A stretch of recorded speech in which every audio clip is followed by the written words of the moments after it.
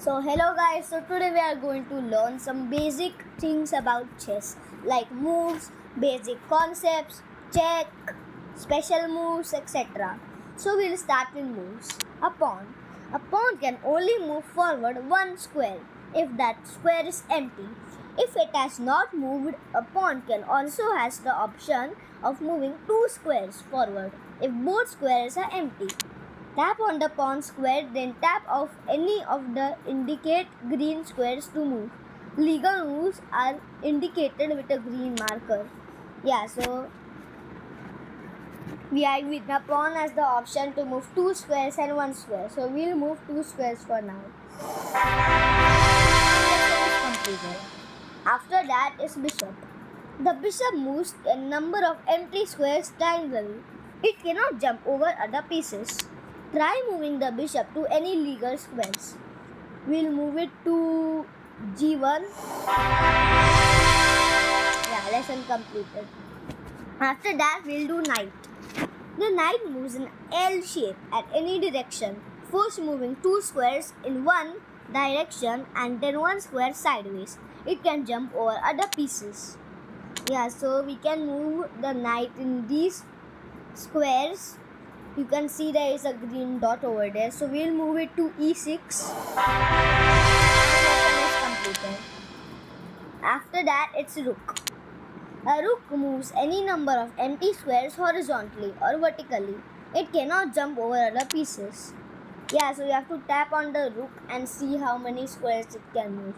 You can pause the video and count how many squares can the rook move maximum. So right now we'll move it to d8. Okay. After that, it's king. The king moves one square in any direction unless the move would place the king in check. It cannot jump over other pieces. It is also important to remember that the player cannot make a move involving any other piece that places their own king in check. Try moving the king to any legal squares. So maximum it can cover 8 squares. You can count here if you like. So we'll move it to e5. Finally, we'll do the queen. The queen is the most powerful piece. It moves at any number of empty squares horizontally, vertically or diagonally, combining the moves of rook and bishop. It cannot jump over other pieces. So you can show the queen moves so many squares you can see on the board right now. So just pause the video and count and write in the comments how many squares does the queen move maximum over here. So we'll move the queen to h8. Finally, basic concepts. We are done the moves. So now we will go to basic concepts. First is capturing. Capturing opponent's pieces is the main goal in chess. When a move you make lands on the square where the opponent's piece is standing, that piece is captured by you. A pawn can only capture the opponent's piece or either on the two squares diagonally or in the front, but cannot move to those squares if they are empty. Now let's capture the opponent's queen using your pawn. And lesson is completed. Finally, notation. Each square is chess is equally identified by a set of coordinates AH for the files horizontally, followed by 1 to 8 for the ranks vertically. Your queen is currently on E3. Let's move it to C5. Try to find C5 using the letters on the border. So C is right over here and 5 is here. So we will click it on C5. Completed. Finally, check. The king is in check when it's under attack by an enemy piece. Now let's check the opponent's king by moving your rook from d2 to f2. You have to move it to d2 to f2. After that is getting out of check. The king is never captured in chess. So if you are in check, you must get out of check by using any of the following methods.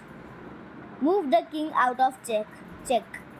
Capture the checking piece or block the check using another piece, unless that piece is blocking another check. Black's queen has your king in check. Can you find a move to get out of the check and go to a safe place? So comment down below the move where the king should go by the notation. Yeah, so I'll give you 10 seconds.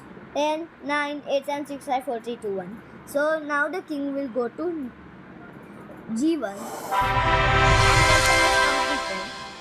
After that is checkmate. You win the game when your opponent is in check and cannot escape. It's called a checkmate. Black king is hiding safely behind the pawns.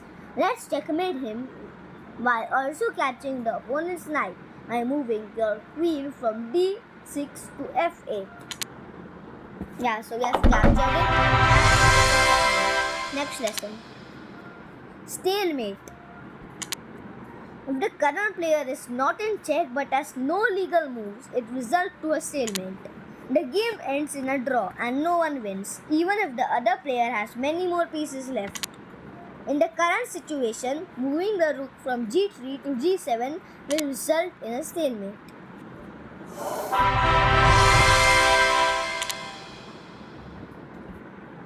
Next is special moves. Castling, king side.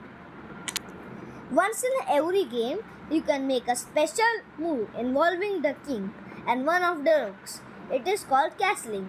It is the only time in chess you can move two pieces in one move. The king moves two squares towards any of the rooks, and the rook moves directly to the other side of the king, but there are certain conditions. Continue to learn more. The king and rook involved in castling must not have previously moved, and there are no pieces in the way. Also, you cannot castle if the king is in check. Moves into check or goes to a square that will put the king in check. Castling on the right side is called king side castling. Let's move the king near the rook to perform castling. Castling moves are indicated with a blue marker. Yeah, so you can see this blue dot. You have to just click it there and castling. And finally, castling to the queen side. Similarly, castling on the left side is called queen side castling. Now let's move the king two squares towards the left rook to perform queen side castling. And after that is a promotion. When a pawn reaches the end of the board, it can be replaced with any piece except the king. It is called a pawn promotion. Let's move the pawn to the end. Then you can choose any piece you would like to replace the pawn with. We can replace into the knight, the bishop, the rook and the queen. So right now I will replace it to a queen. And the lesson is completed. And finally, my favorite one, en passant. It is a special move captured. It is a special pawn capture move. If your opponent moves a pawn two squares from its starting position, you can capture it with one of your pawn, as if you had just moved one square. This move is possible on the very next move. Now the opponent's pawn is threatening your queen on e4. Let's make the en passant move by moving your pawn diagonally to c5 to d6.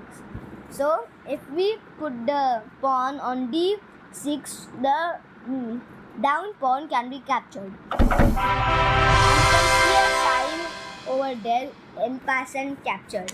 So, finally we are done every basic concepts, checks, special moves and moves. So, now we will do some puzzles, we'll do some puzzles in the next video. Make sure to click the like button and subscribe. Until then, bye.